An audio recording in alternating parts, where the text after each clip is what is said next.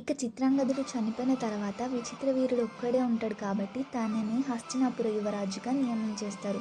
దాని తర్వాత అంబిక అంబాలికలకిచ్చి మ్యారేజ్ చేస్తారు. కానీ పెళ్ళైన కొన్ని రోజులకే విచిత్ర వీరుడు అనారోగ్య సమస్యతో చనిపోతాడు. దాంతో అంబిక అంబాలికలు చాలా బాధపడతారు. ఇక సత్యవతి దేవి హస్తినాపుర యువరాజు ఎవరు లేరని చాలా చింతిస్తారు. ఇక సత్యవతి దేవి భీష్ముడిని హస్తినాపుర యువరాజు అవ్వమని ఎంతో అడుగుతుంది. కానీ అందుకు భీష్ముడు ఒప్పుకోడు.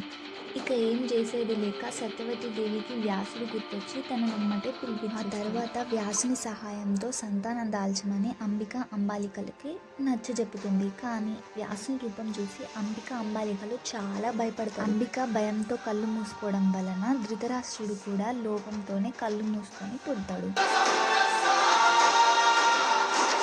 అంబాలిక భయంతో దాసికి రాకుమారిలా తయారు చేసి పంపిస్తుంది. అప్పుడే హెల్దీగా విదురుడు జన్మిస్తాడు.